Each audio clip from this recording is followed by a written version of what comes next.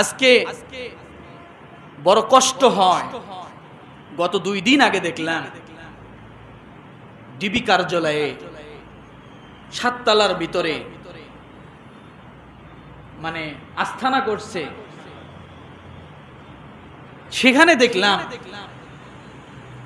কিছু আলেম ওলামারা তারা জানে যে এখানে কিছু লোক আছে বন্দী, কারণ এরা ওখানে ধরে নিয়ে যায়, বছরের পর বছর রাখে, নির্যাতন করে, গুম করে। তো তারা বলল যে আপনারা একটু দেখেন, তারা যদি ভিতরে কেউ থাকে আলেম ওলামা, হয়তো তারা না খেয়ে মারা যেতে পারে, কারণ ওখানে তো এই মুহূর্তে কেউ নাই, তাদেরকে কে খাবার দেবে। তখন এই কথার পরিপ্রেক্ষিতে আমাদের সেনাবাহিনী যখন সেখানে গেল, সেখানে দেখলাম একজন আলেমের পায়জামা ঝুলতেছে, আরেকটা বালিশের উপরে বুখারী শরীফ খোলা খোলা অবস্থায়, পাশে একটা, আপনারাও দেখেছেন হয়তো, পাশে একটা আপেল পড়ে আছে।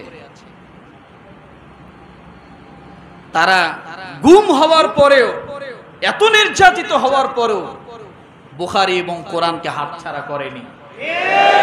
আর আমরা কি করি?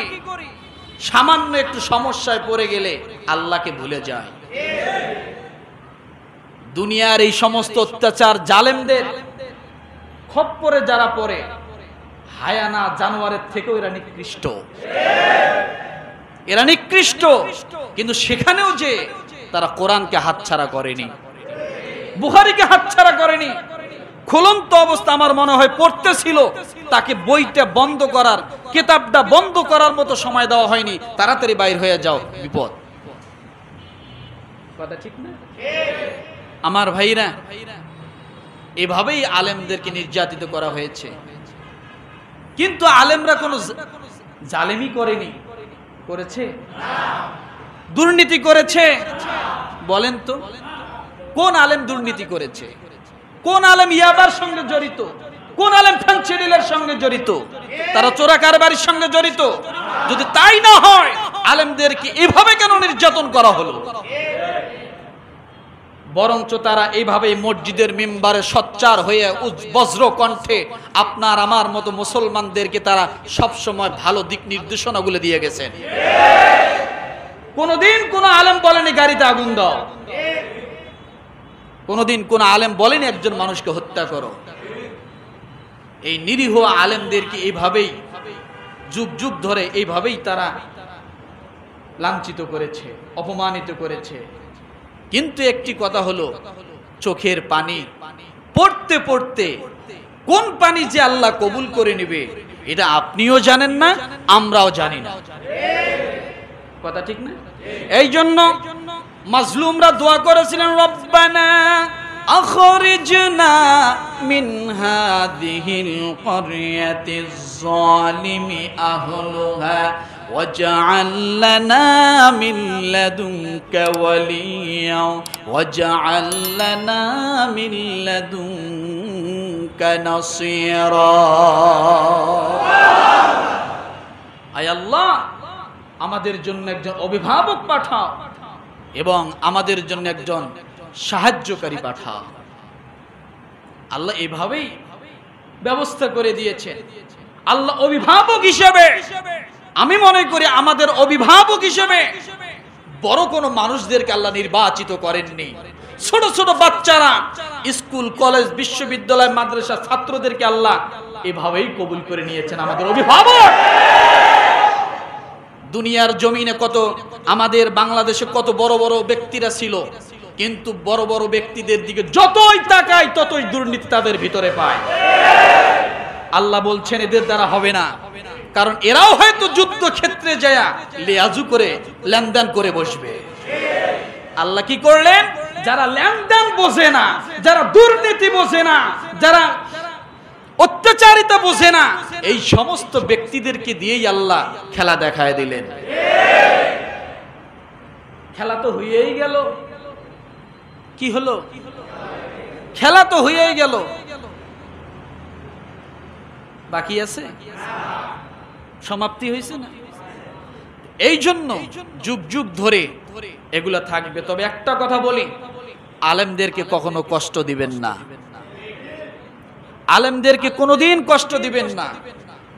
হয়তো দেওয়ার সাথে সাথে বুঝবেন না, আজ হোক কাল হোক 5 বছর পরে হোক, আপনার মরণের আগে, এটা আল্লাহর ওয়াদা, আপনার মরণের আগে আপনাকে লাঞ্ছিত অপমানিত করে অপদস্থ করে দুনিয়ার থেকে নিবে, তার আগে নয়।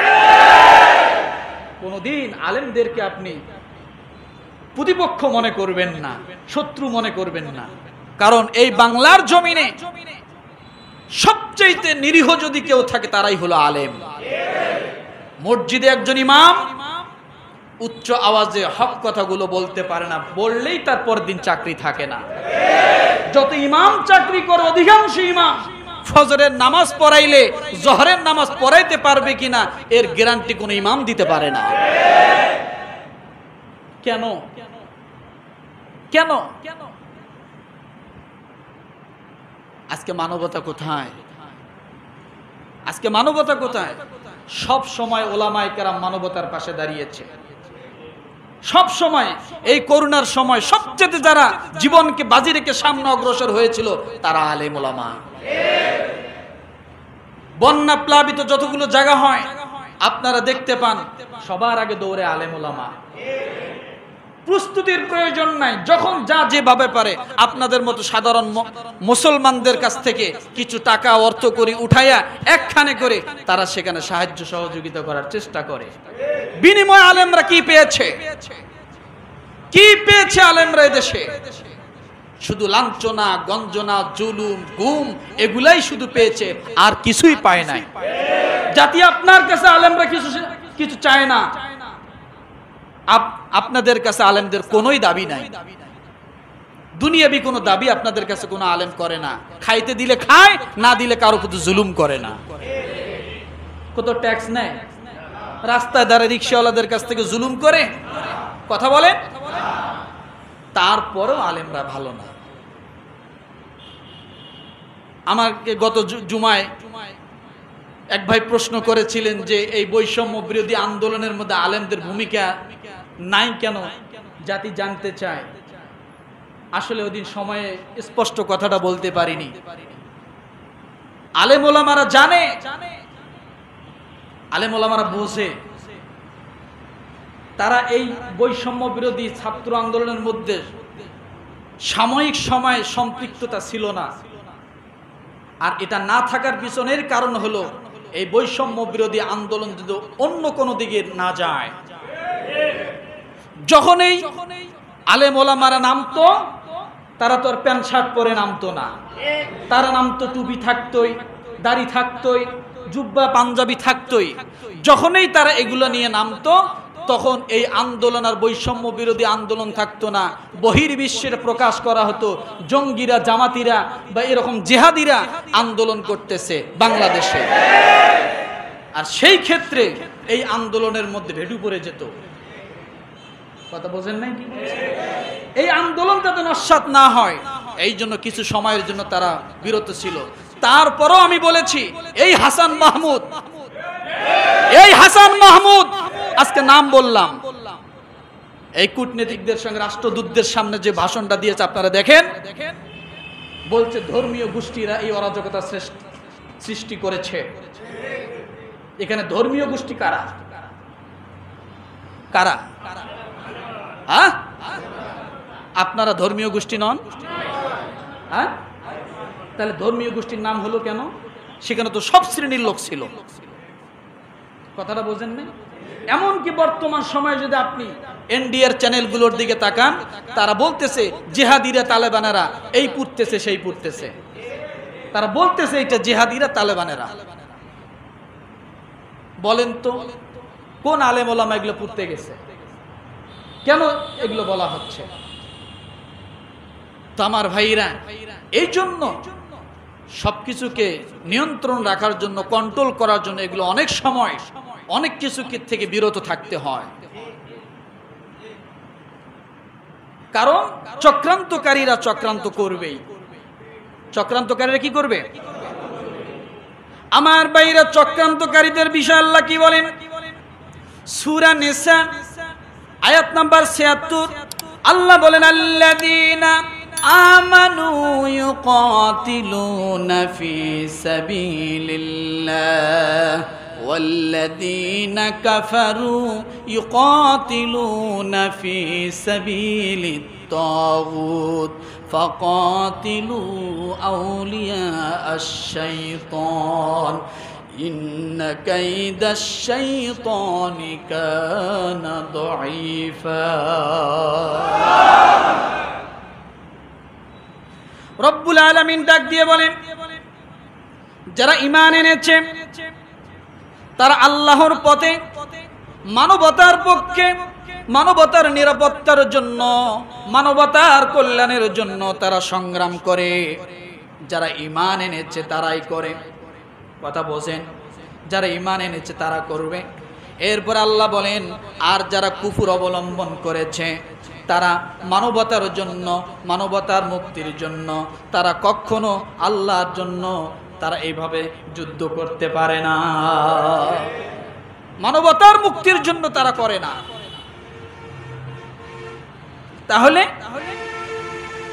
তারা তাগুতের কথা মতো চলে। কার কথা মতো চলে? তাগুতের কথা মতো চলে, জালেমদের কথা মতো চলে। আজকের প্রমাণ, আজকে সরকারি বাহিনী পুলিশরাই বলতেছে না যে কিছু সংখ্যক কয়েকজন অফিসারের কারণে আজকে আমাদের এই অবস্থা। তারা কি করেছে? তারা একটা পক্ষকে খুশি করার জন্য, নিজেরা পুরস্কৃত হওয়ার জন্য এই সমস্ত নিরীহ পুলিশদেরকে দিয়ে তারা এইভাবে জুলুম চালাইছে। এগুলো সব প্রকাশ হচ্ছে। তাইলে বোঝা গেল তাগুতের পক্ষ নেওয়ার মতো কিছু মানুষ আছে। আল্লাহ তাদের কথা কি বলে দেখেন। আল্লাহ বলেন, ফাকাতিলু আউলিয়া আশ-শাইতান, সুতরাং তোমরা শয়তানের বন্ধুদের সঙ্গে সংগ্রাম করতেই থাকো। সংগ্রাম করতেই থাকো, আজীবন করতে হবে। দুনিয়া যতদিন আছে সংগ্রাম করে যেতেই হবে। সংগ্রাম এটাই শেষ না। সংগ্রাম কি এটাই শেষ না? যুগ যুগ ধরে চলে আসছে সংগ্রাম। এরপরে আল্লাহ হতাশা হইতে নিষেধ করেছেন, সান্ত্বনা দিয়েছেন, ইন্না কাইদাশ শাইতানি কানা দাঈফা। স্মরণ রেখো, শয়তান যত কৌশল অবলম্বন করুক না কেন, একদিন তার কৌশল সব ধূলিসাৎ হয়ে যাবে। এত পরিমাণ ভুল করতে থাকবে, সে যে ভুল করতেছে এটা সে বুঝতেই পারবে না। আসলেই তো বাস্তবতা। একটু গভীর জ্ঞানের দিকে তাকাইলেই দেখতে পারি, পরিস্থিতি একটু আপনি যদি যাচাই করেন দেখবেন ভুলের পর ভুল করেই গেছে। এটা আল্লাহর ওয়াদা। কারণ শয়তান সব সময় কি, তার কৌশল কি দুর্বল, দেখতে অনেক, ভিতরে কি কিছু নাই, ভিতরে কিছু নাই। আমার ভাইরা, এই জন্য আমরা সব সময় একটা জিনিস খেয়াল রাখবো, মানুষের মর্যাদা অনেক বেশি। কার মর্যাদা অনেক বেশি? মানুষের মর্যাদা অনেক বেশি। মানুষকে সম্মান করতে জানুন, মানুষকে সম্মান করতে শিখুন। মানুষকে সম্মান করলে আল্লাহ অটোমেটিক আপনার সম্মান বাড়িয়ে দিবে। মানুষ এমন এক জিনিস, মানুষের জন্য আপনি যা করবেন তাই ইবাদত। মানুষ এমন এক জিনিস, মানুষের সামনে আপনি দাঁড়িয়ে শুধু মুস্কি হাসি দিবেন, এটাই ইবাদত। মানুষ এমন এক জিনিস, মানুষকে নিয়ে শুধু মানুষের কল্যাণে চিন্তা করবেন, এটাই ইবাদত। আর সেই মানুষকে আমরা মানুষই মনে করি না, এটা করা যাবে না, এটা করা যাবে না। আবার যদি আমাদের মাঝে হাজারো সংগ্রামের পরে, রক্ত ঢেলে দেওয়ার পরে যদি বিজয় আসে, বিজয়টা যেন এভাবেই উদযাপন না হয় যে শয়তান হাসতে থাকে। কথাটা বোঝেন না? যেটা হয়েছে এটা অনেক বাড়াবাড়ি হয়েছে, অনেক অনেক বাড়াবাড়ি হয়েছে। আমার বিবেকে আসে না, আমার মেধায় ধরে না, আমি চিন্তা করে কুল পাই না যে সাধারণ জনগণ সংসদ ভবনের ভিতরে গেল কেমনে। ওটা তো আমাদের, ওটা তো আগামীকালও কাজে লাগতে পারে, ওখানে গেল কেন? তো অতিরঞ্জিত হয়েছে না, অতিরঞ্জিত হয়েছে না? হত্যা, লুট, পোড়াও, জ্বালাও, এগুলা কোনোদিন ইসলাম সমর্থন করে না। কারণ মানুষের মর্যাদা যেমন আল্লাহ দিয়েছেন, মানুষকে সবচেয়ে নিকৃষ্ট আল্লাহই বলেছেন। কে বলেছেন?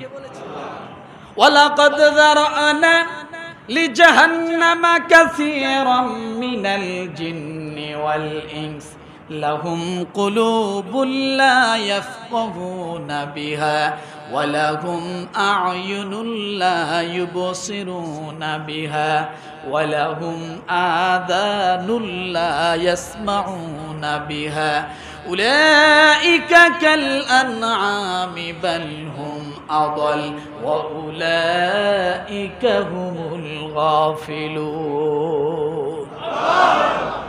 মানুষকে আল্লাহ যেমন মর্যাদা দিয়েছেন, ওই রকম আল্লাহ মানুষকে বলেছেন এরা চার পায়া জানোয়ারের থেকেও নিকৃষ্ট।